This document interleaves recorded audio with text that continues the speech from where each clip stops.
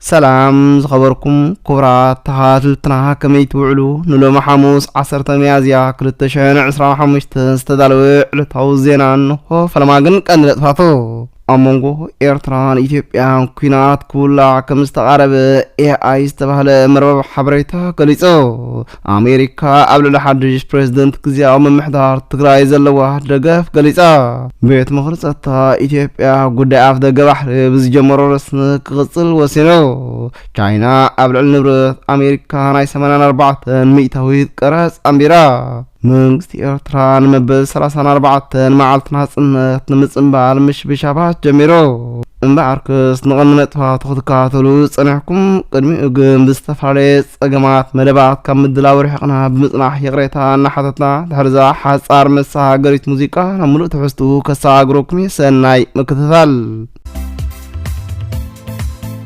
ኢትዮጵያ ኣብ ደገ ባሕሪ ናይ ምርካብ መስላን ምርጋስ ተካይዶ ጻሕሪ ብዘለዎ ረስኒ ክቕጽል ከም ዝኾነ ኣፍሊጣ ብቐዳማይ ሚኒስትር ኣብይ ኣሕመድ ዝምራሕ ቤት ምኽሪ ጸጥታ ኢትዮጵያ ትማሊ ኣብ ዘካየዶ ኣኼባ ነቲ መግለጺ ዘርጊሕዎ እቲ ላዕለዎት ኣዘዝቲ ሰራዊትን ሓለፍቲ ሃገራዊ ድሕነትን ዝርከብዎ ቤት ምኽርን ውሽጣውን ገዳማውን ጸጥታ ዝምልከት ገምገማት ከም ዘካየደ ኣብ ዘውፅኦ መግለጺ ኣረድዩ ኩነታት ናይታ ሓድሽ ግዝያዊ ፕሬዝደንት ዝተመዘዘላ ትግራይን ጉዳይ ኣብ ደገ ባሕርን ካብቶም ዓበይቲ ዛዕባታት ናይ ኣኼባ ምንባሮም ማዕከናት ዜና ኢትዮጵያ ኣጋዊሐን ኢትዮጵያ ኣብ ደገ ባሕሪ ናይ ምርካብ መሰል ንምርጋስ ዲፕሎማስያዊ ሕጋውን ሰላማውን መንገድታት መሰረት ብምግባር ዝተጀመረ ስራሕ በቲ ዝጀመሮ ረስኒ ክቕፅል ዝኽእል መምርሒ ከም ዝተወሰነት ቤት ምኽሪ ኣውጆ ናይ ኢትዮጵያ ዓለም ለኻዊ ተሰማዕነት ዛዕባ ዲፕሎማስያዊ ፍረ እናወሰኸ መፂኡሎ ዝበለ ተመግለጺ ሃገሮም ንዘባዊ ርግኣትን ሰላምን ክሰርሕ ከም ዝኾነ ኣሚቶም ኣብ ዝሓለፈ ዓመት ኢትዮጵያ ምስ ሶማሊላንድ ስምምዕ መዘከር ኣፍ ደገ ባሕሪ ድሕሪ ምፍራማ ኣብቲ ዞባ ከቢድ ወጥሪ ዝዓሰለ ኮይኑ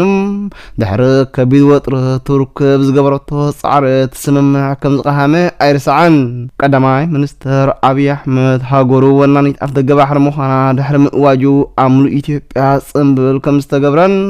ናይ ሶማሊላንድ ስለ ዝፈሸለኻ ህዝቡ ንምእማንን ውሽጣዊ ጸገማትን ንምጥምዛዝን ናብ ዓሰብ ከቋምት ተራእዩ ሃገራት ኤርትራ ግብፅን ሶማልን ስሉሳዊ ኪዳን ብምፍጣር ንድሌታት ኢትዮጵያ ንምቕጻይ ዝዓለመ ኮይኑ ኢትዮጵያ ምስ ሶማል ስለ ዝተረድእት ግን እቲ ኪዳን ክጸንዕ ኣይከኣለን ቤት ምኽሪ ጸጥታ ኢትዮጵያ ንኹነታት ትግራይ ብዝምልከት ወላ እኳ ብሰንኪ ሓደ ሓደ ክፉዕ ዕላማ ዘለዎም ወገናት ሙሉእ ሰላም እንተዘይተረኸበ ኣብታ ክልል ዝነበረ ግጭት ብሰላም ምፍትሑ ህዝቢ ትግራይ እፎይታ ከም ዝረኸበ ኣፍሊጡ ሰራዊት ፌደራል ኣብ ክልላት ኣምሓራን ኦሮምያን ሕጊ ናይ ምኽባር ስርሒት የካየድ ከም ዘሎን ህዝቢ ወናኒ ሰላም ክኸውን ከም ዝጀመረ ኣረድዩ ቻይና ኣብ ልዕሊ ኣቑሑት ኣሜሪካ 84 ሚእታዊት ቀረፅ ከም ዘንበረት ኣውጃ ፕሬዝደንት ኣሜሪካ ዶናልድ ትራምፕ ኣብ ዓለም ናይ ንግዲ ኩናት ድሕሪ ምእዋጁ ብህዝቡ ከይተረፈ ከቢድ ቁጥዐ ከም ዘለዓዓለ ክግለጽ ጸኒሑ ከም ግብረ መልሲ ትራምፕ ዝተፈላለዩ ሃገራት ሕለ ዝፈድያ ኮይነን ቻይና 84 ሚእታዊት ቀረፅ ምንባራኻ ንዓለም ምሉእ ኣዘራሪቦ ቻይና ኣብ ልዕሊ ኣቑሑት ኣሜሪካ ትኽተሎ ቀረፅ ካብ 34 ሚእታዊት ናብ 84 ሚእታዊት ከም ዘዕበየቶ ኣውጃ ፕሬዝደንት ኣሜሪካ ዶናልድ ትራምፕ ኣብ ልዕሊ ኣቑሑት ቻይና 125 ሚእታዊት ቀረፅ ድሕሪ ምንባሩ ቻይናኻ ኣብ ልዕሊ ንብረት ኣሜሪካ ናይ 84 ሚእታዊት ቀረፅ ሕነ ኣንቢራ ኣላ ቻይና ክሳብ መወዳእታ ቁጠባዊ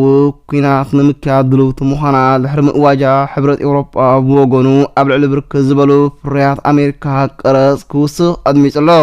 እዚ ናይ ቀረፅ ስጉምቲ ዕዳጋታት ኤውሮጳን ኤስያን ብዓብዩ ክወርድ ጥራሕ ዘይኮነስ ቁጠባ ኣሜሪካ ንዓለምን ብስሳ ሚእታዊት ከም ዝወድቕ ኪላታት ቁጠባ ኣረድዮም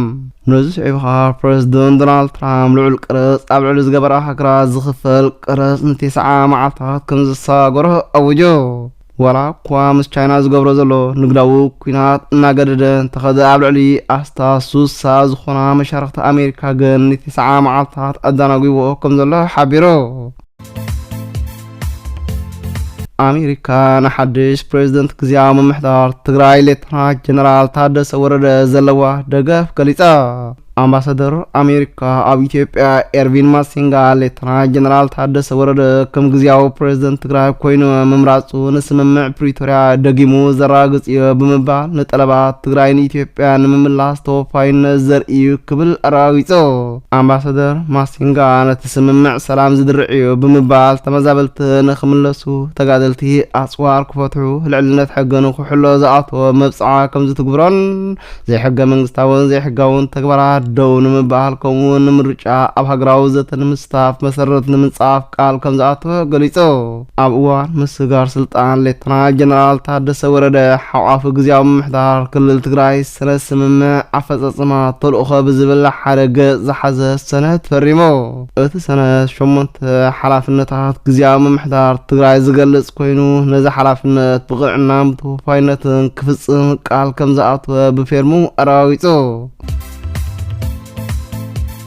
ትካል ምርምር ኤአይ ናይ ኩናት ምልዓል ንውጥረት ኢትዮጵያን ኤርትራን ነዳዲ ከም ዝውስኸሉ ኣጠንቂቑ።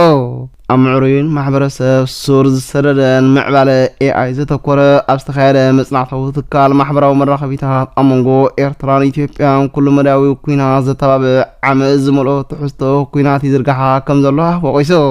ኣህግራውን ዞባውን ተዋሳእቲ መታዓናዊ ኩናት ትግራይ ንኸይድገም ብቕልጡፍ ስጉምቲ ክወስዳ ብምጽዋዕ ውዕል ፕሪቶሪያ እውን ክትግበርን ክኽበርን ከም ዘለዎ ተላብዮ። እቲ ኢንስቲትዩት ኣስዒቡ እዋናዊ ወጥሪ ምጉዳልን ዞባዊ ኩናት ንምውጋድን ናይ ዞባዊ ኣካላት ከም ሕብረት ኣፍሪቃን ሕቡራት ሃገራትን ብቕልጡፍ ክዋሱ ጸዊዑ። ኩባንያታት ማሕበራዊ መራኸቢታት ነታ ኣብ መድረኻትን ብዘይግቡእ ዝዝርጋሕ ዘሎ ዓመት ዝመልኦ ዘረባን ወረውግእን ንምግታት ጸቕጢ ክገብራ ኣተሓሳሲቦ። ኣብ መንጎ ኤርትራን ኢትዮጵያን ተፈጢሩ ዘሎ ወጥሪ ኣብ ጫፍ ኩናት በፂሑ ከም ዘሎ ብምሕባር እቲ ዝግበር ዘሎ ጎስጓሳት ከዓ ነቲ ኩነታት ነዳዲ ከም ዝደፍኣሉ ኣጠንቂቑ። መንግስቲ ኤርትራ መበል 34 ዓመት መዓልቲ ናጽነት ብደረጃ ሃገር ከም ዝበዓል ኣፍሊጡ። ኣብቲ መስመርና ድርዕና ብዝብል ቴማ ክበዓል ተዳልዩ ዘሎ ጽምብል ኣብ ሙሉእ ሃገር ብፍልይ ዝበለ ስነ ስርዓት ከም ዝካየድ ኣምባሳደር ዘመደ ተኽለ ገሊጹ። ኤርትራ ናይ ሃይማኖታውን ብሄራዊ ብዙሕነትን ዝኽብር ኣብነታውን መዳርግቲ ዘይብላን ምትእስሳስ ስኒት እያ ክብል ገሊጽዋ። ህዝቢ ኤርትራ ከቢድ ዋጋ ከፊሉ ዘምጻ ናጽነቱ ብዝለዓለ ክትክበር ዘለዋ ኮይኑ ብኣንጻር ግን እቲ ናጽነት ብምጭዋዩ ህዝቢ ኤርትራ ኣደዳ ስደት ጉዱድ ዕስክርና መጭወይትን ቅትለትን ካብ ዝኸውን 10 ዓመታት ሓሊፉሎ። ሃገራዊ ሽማግለ በዓላት ነቲ ጽምብል ንምክያድ ኣብ ጽዑቕ ስራሕ ከም ዘሎ ዝገለጸት ኣምባሳደር ካብ በዓላት ሰጊሩ ግን ብዛዕባቶም ኣብ ሊብያ፣ ኢትዮጵያ፣ ግብፅን ቱርክን ዝቕተሉን ዝጭወዩን ዘሎ ዜጋታቱ ግን ኣፉ ከፊቱ ኣይፈልጥን። እምበኣርክስ ንሎሚ ዝተዳለወ ዕለታዊ ዜና ተፈጺሙሎ ንሙሉእ ህዝቢ ዓለም ሰላምን ርግኣትን እናተመነና ኣብ ካልእ ግዜ ብካልእ ትሕዝቶ የራኽበና እናበልና ክሳብ ሽዑ ግን ሰብሰናዩ ንዓኹም።